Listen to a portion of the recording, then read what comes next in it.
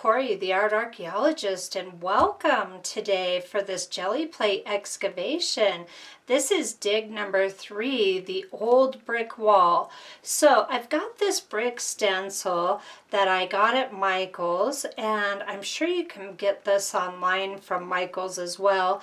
And I'm using my very big 12 by 14 jelly plate. And the first thing we want to do is do our grout color. So let's have a little fun with this grout color. I've got a couple sprayers here. I always keep 2 handy, but I usually stick with using my really big one.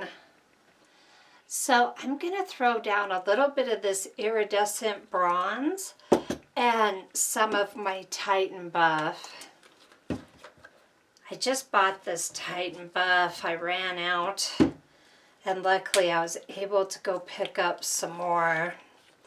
And this is going to be, the first thing you're going to want to do is your grout color. It is nice and juicy for this first layer here. Okay, and I'm using 9 by 12 inch Canson mixed media paper. Okay, so we'll go ahead and pull this print.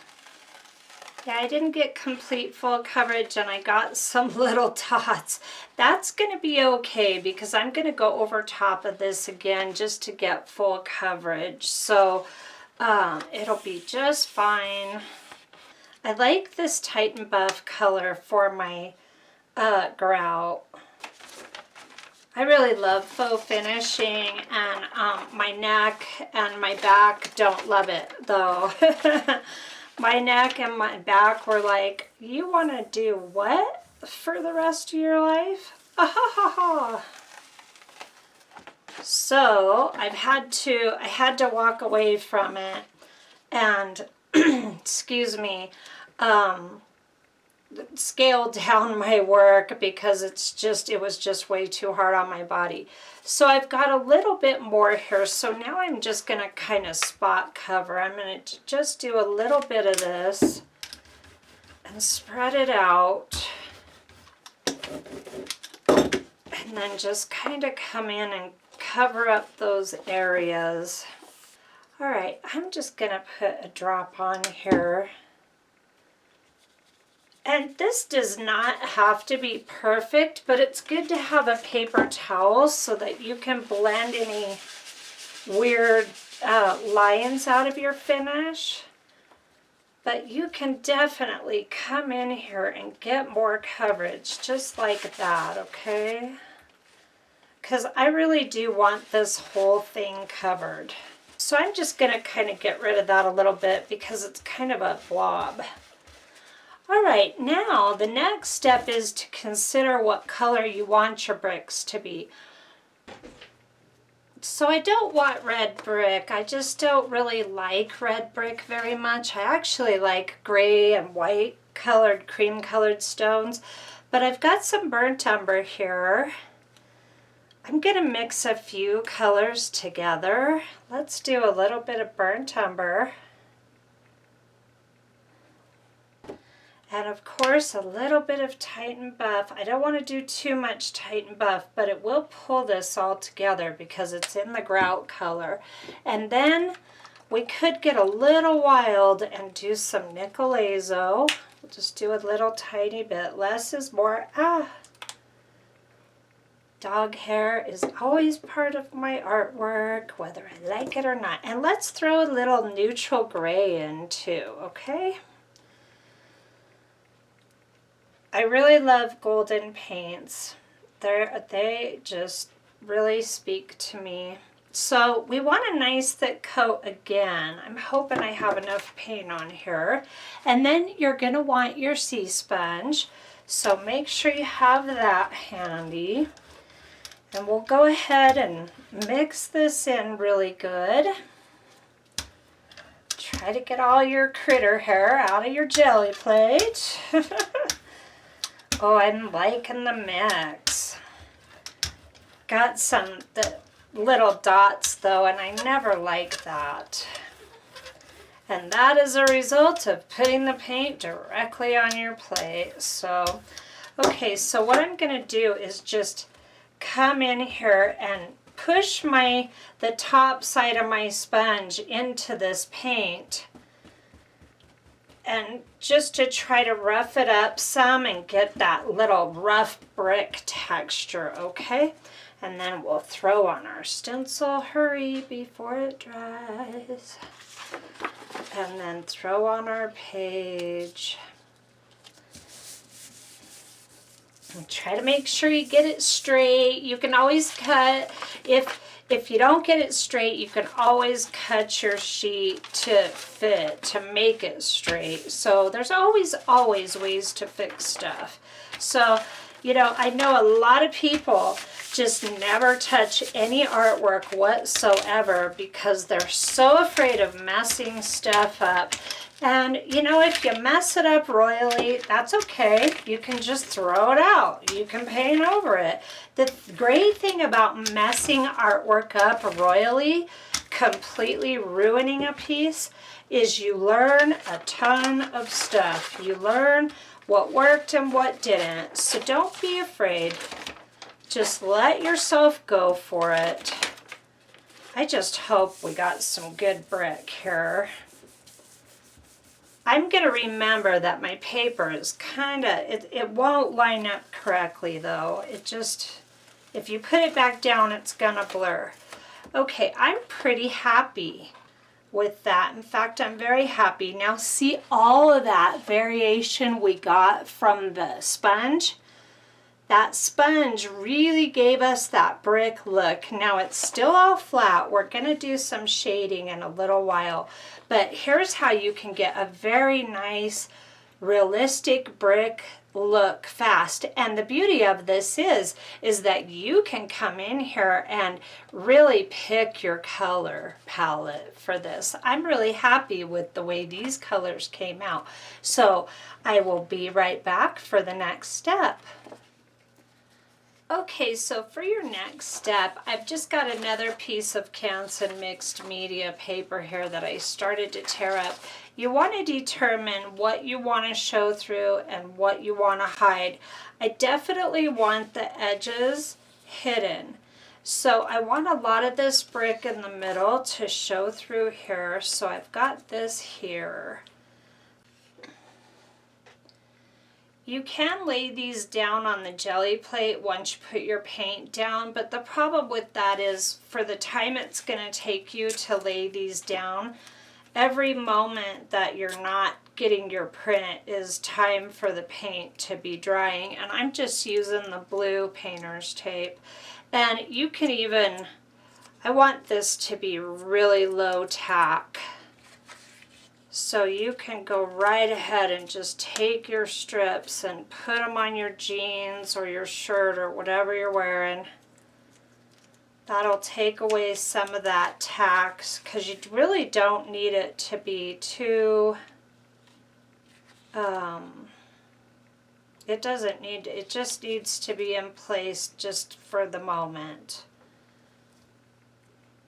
I haven't done this in so long, but the Gelli plate, you know, part of the reason I'm so attracted to Robin's art is because she does a lot of, whoops, I wanted that on the other side.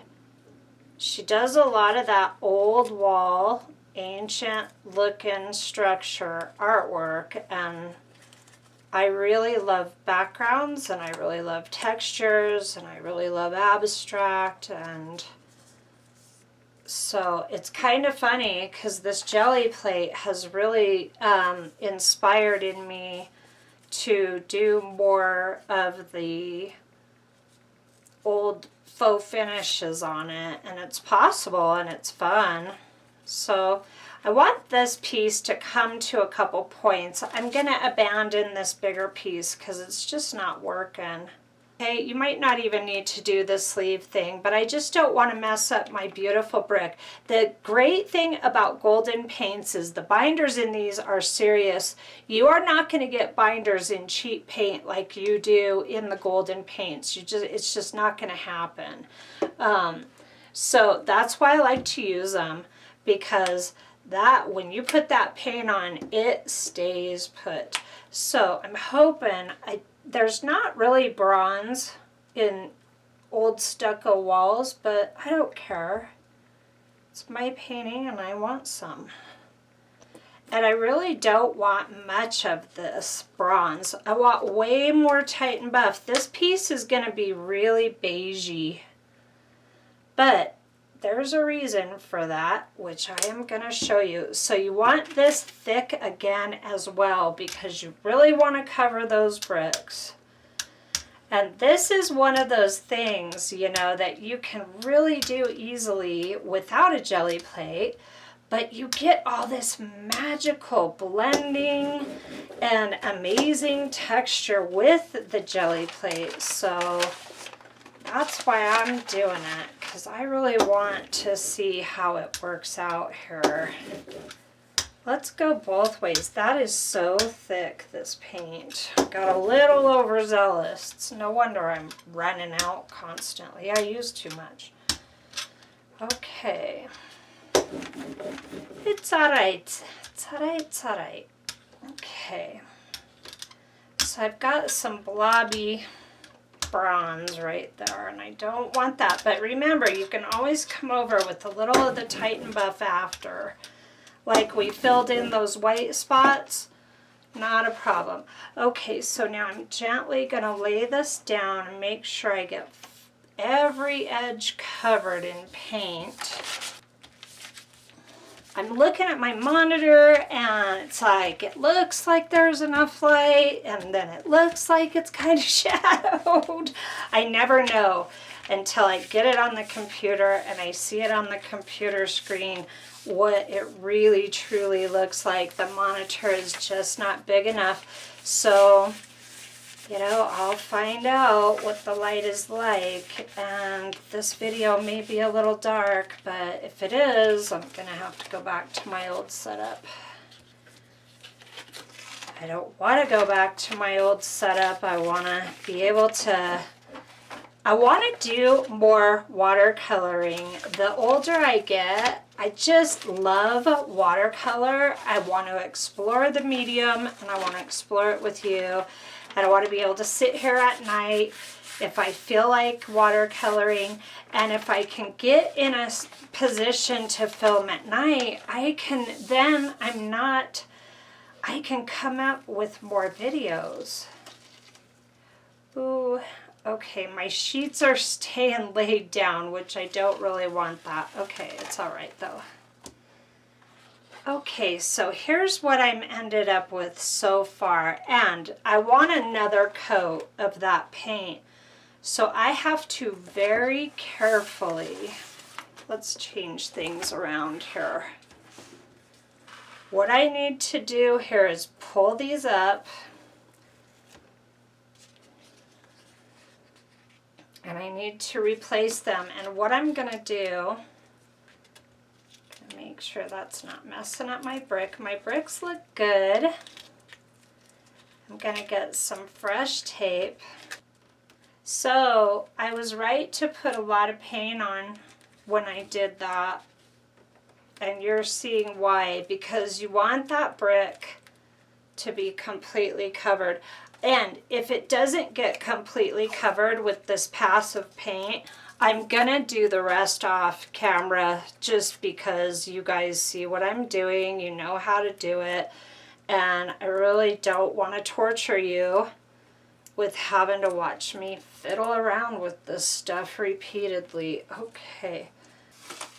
And it's just gonna keep happening. But look, we're getting really nice coverage now, really nice coverage, and this is going to end up being a beautiful piece. So I'm going to go off camera now and just do the same thing one more time, and I'll be right back. Okay, so now you're left with something that looks a little like this. Now, I did a bunch of layers, and I want to tell you, when you get to this point and you do your layers to cover the brick, I made the mistake of using the Titan Buff first. It's way too translucent. You really want a more opaque paint. So then I came in and did a couple more coats of vintage white. All right, now I've got a stencil brush, and I put some of this Folk Art Vintage White color on my little palette plate here. And I want to paint real quite dry. But all I want to do is come in here and add some opaqueness to all of these kind of transparent areas. Okay, so I wanted to show you real quick, when you've got this here, see how some of these edges around here are kind of translucent around this spot here? The best thing to do, and you really do want to work dry, you want to get some paint on your brush, but you want to wipe the majority of it off because you really don't want clumps. You want to get all of that thick paint off of there.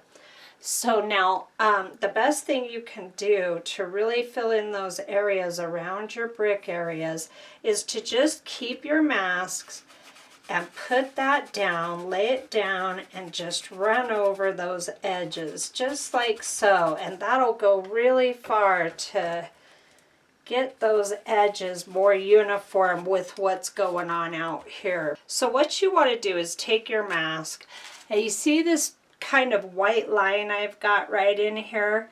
I want to get rid of that. So I'm going to come in with my mask and I'm going to come just inside of that white line.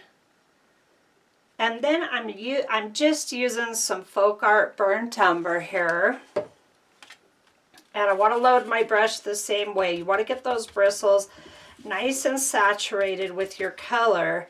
And then you want to turn around and offload most of it. A paper towel works really great for this. You don't want to do it on top of your painting. But you can just circle that brush around on your paper towel because you really want the tiniest bit. This is called dry brushing. I'm sure you guys have done plenty of it. So then you want to be more on your mask than you do on your this part, your painting. You want it to be like 90% on your mask. So look at what a difference that makes right there. And you want to go ahead and go all the way around and do that. Now, if you get any little lines like that, just blend them out while they're still wet enough to be able to. And see, I missed a little here. You also want one side to be more intense than the other, but we will do that in a second. So for now, you just want to go all the way around and do all three of these, or however many you have. I'm going to go ahead and do that, and I'll be right back. Okay, so here's kind of the look you're after right here. You want one side to be darker than the other. And I'm going to do this one with you and show you real quick exactly what I did. So I'm going to get lined up so you can see. All right, so I've got that lighter line like I said before. I want to do my best to get rid of that. So I'm just going to come inside ever so slightly. And a good trick to offload extra paint on here is to come in on your mask. And then if you've got any blobs, see how dark that was right there? If you've got any of that going on, it's going to come off on your mask instead of on your painting. Again, stick real close. And then if your brush is a little big or you're feeling like you don't have enough control, just push down on that and kind of flatten it out. And that'll give you a lot more control to do it that way. And you really want to stay mostly on your mask for this side. Get both of these, hit these top edges here. Okay, so that's really faint, and you kind of want that because you're trying to create the illusion of shadow and light. So now let's flip this over just because it's easier for me that way. Kind of hide that distraction. Okay, so now you want to put this back. And what you want to do now is go ahead and reload your brush up again because you want your brush a tiny bit wetter, but not too much. You can also offload on your paper towel on the sides because you can tend to get blobs on the sides and that can really create problems. So now I want to see how this side is so much darker than this side? I just brought it into the brick some. And you're going to paint right over that brick on this side. And the reason for this is to make this crack in the wall look so much deeper and so much darker, and then that truly eliminates any white edge that you have on here along this the wall part. Okay, so you can really hit that good, and then just flatten out your brush to keep consistency like I'm doing with my finger. And notice how, okay, see how much darker that is, and that's nice. You want to be careful of doing that. Don't do what I just did. I'm not even allowed to do what I just did. All right, see how I got a couple light spots? Let's just get a little bit more paint and come in and gently go over those light spots. You can even kind of pounce on them. And you can let this dry for a few too. So now you've got this real dark side and you've got this lightly shadowed side over here. And then this mask makes sure that you follow the same contours of the tears that you began with. And then that just gives you, what you really want to do is make sure that you're doing the thicker line on the same side of all of them. See how I did that? Now I've got these light marks here. So let me flip this just so I can reach it. That is so distracting. Just get rid of that. Okay, so now that this is really dry, I'm going to come in here and I'm going to hit this again. And I'm going to flatten out my brush with my finger just like before because I really want that to be controlled. Okay, and it's okay if it's not perfect. This is an old beat up wall here. Now let's say you make a boo-boo like that and get some brown on your wall. Like right, I don't even know if you can see it right there. All you got to do is just come in with your wall color and kind of pounce over top of that.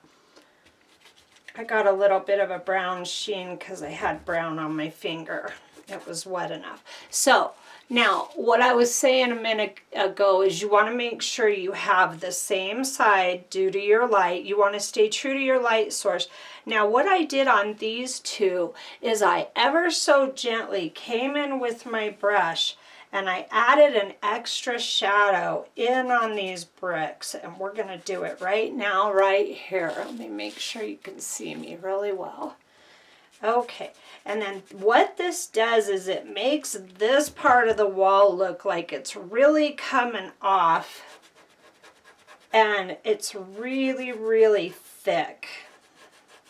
And you want that because it's going to make it more believable to the eye. See how just that tiny bit of shading brings in that illusion of depth, okay? So now that we've gotten this far, our bricks look very, very flat. And I've got this flat, real small flat brush here, and it might not be the right one, but I'm going to give it a shot. Now I've got this, let me move this real quick. My little plate, and I've got the burnt umber, which I used all of it up. Oh, that's a lot. It's okay. And then I've got this slate gray. Okay, I guess we're going to go half and half. That's perfectly fine. What we're looking for is a less intense shading color, okay? So why don't we just take another stencil brush. This is a clean one, and I'm just going to mix these together. And I want a nice uniform color. And then if you need it a little paler, you can add more gray. And if you need it a little darker, you can add more burnt umber. That's looking pretty good to me. I want a real muted color. So I want to take this little tiny flat and load up my bristles just about 40% of the way up. I always try to keep paint on my ferrule. And then same thing, you really want to work extremely dry with this. And I'm hoping this brush works well. It should. Now what you want to do is come in. Let's just focus on this piece right here. You want to very gently come in under your bricks and just add a little line.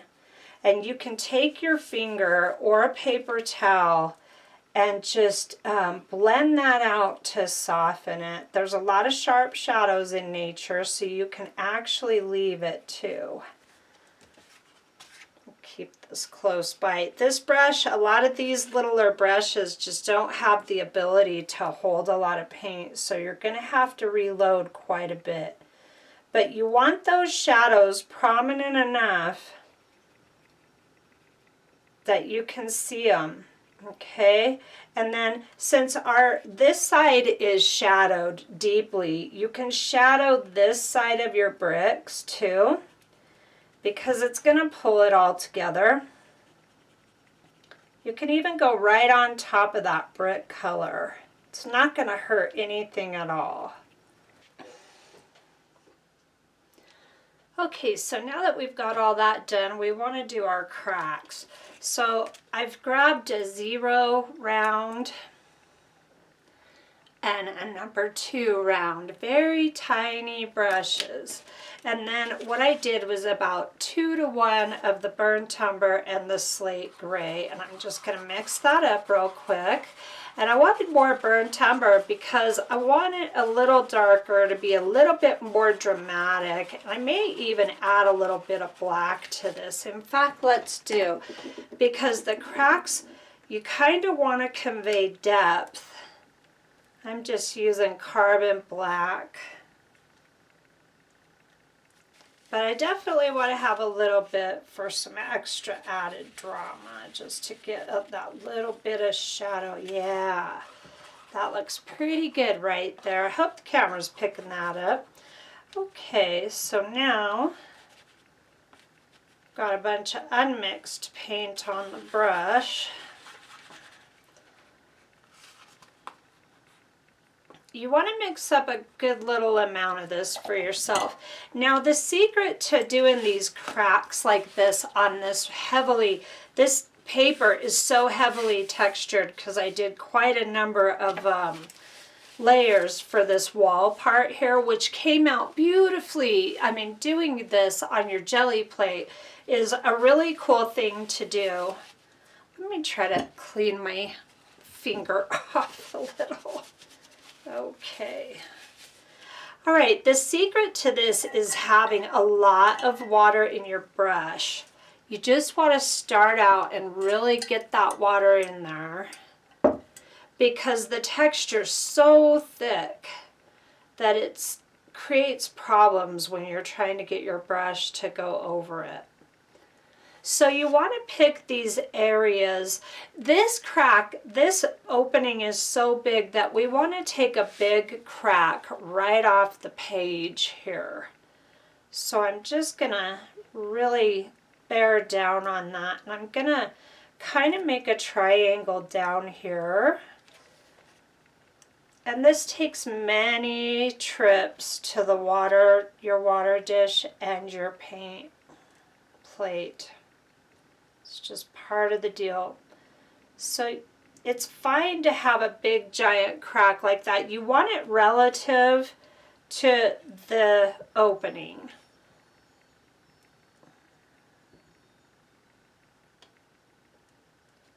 Okay, and I'm just going to let that sit for a minute. And you kind of want to let yourself, when you're doing this kind of work, it's tricky. It can be very tricky work. So you want to just take your time, give yourself plenty of water again. Okay, I'm going to do the same thing down here.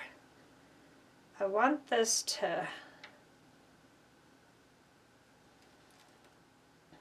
I'm even going to add a tiny bit of a triangle to that. Now that's not as completely opaque as I would like it to be, but I'm going to let it sit for a minute and then I'll come back in and go over it and darken it up. Now your brush, when I'm loading my brush, a lot of the times I will get quite a lot of paint up top, so you want to kind of spin that off on a dry spot because you don't want blobs up here. Okay, and now I'm really going to work with the tip of my brush because I want this to be thin.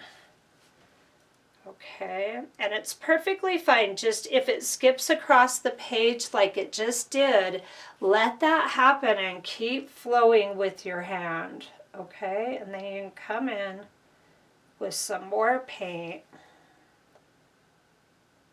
I'm gonna smooth that out. It did get bigger. Okay, so just go ahead and let it skip across the page because it's gonna happen to you if you have a heavily textured, blah blah, can't talk.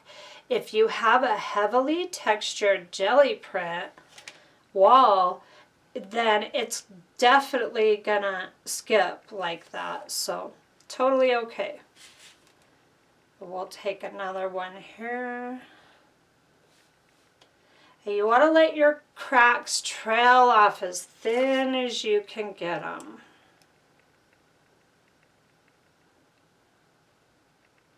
And I'll move to a smaller brush. I'll tell you what I really need is water.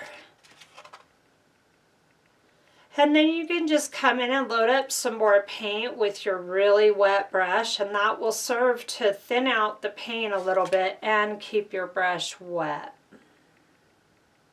And I still need more.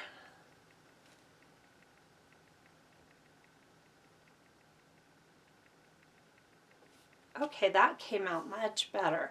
So just a little bit at a time. I'm going to go over that a tiny bit more. And when your hand shakes, that's all the better. It's just like when you're painting veins in marble. If you watched that video of mine, that was dig number 1 of this excavation marbling with your jelly plate. The more you let your hand shake, the better your cracks will be. So you really want to kind of just let it do its thing, okay? I love this kind of work here. It's just a fun kind of thing to paint. And this is something like this would make a really great backdrop if you wanted to do a flower painting. You could make these much smaller and you could go vertical and just do a few little areas with bricks and then do big flowers. Maybe we'll do that, like big poppies or something. Okay, so see how just that tiny bit transforms it? It's amazing the shading and highlighting aspects of paint and what you can do. I'm going to add a little bit more here. Thicken that up right there, and then I'm going to come off of this with another little one. I don't really want to switch to my 0 because I'm having such a difficult time getting a solid line down with my number 2 that I'm just going to not worry about the 0. Now, I don't ever like to leave my veins like this, or my cracks or veins where they end equally, and it makes sense. This one is bigger, so take the one that makes sense that it's bigger and make that one longer. Okay, that can come right off. Okay, let's go ahead and thicken this up a little bit right there. And then we'll take a real tiny one, trail it off. Maybe one more over here, just something little, not too big.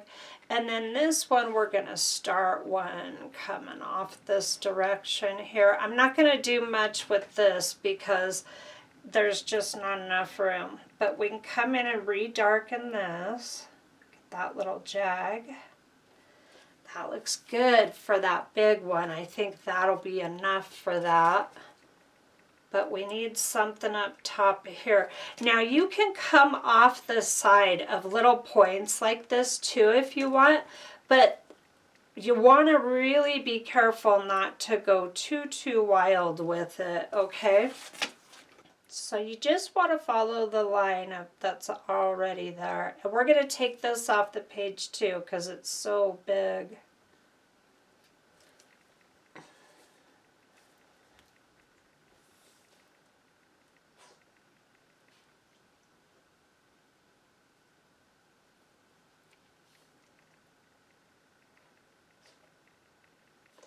Just filling in a little bit of what I lost.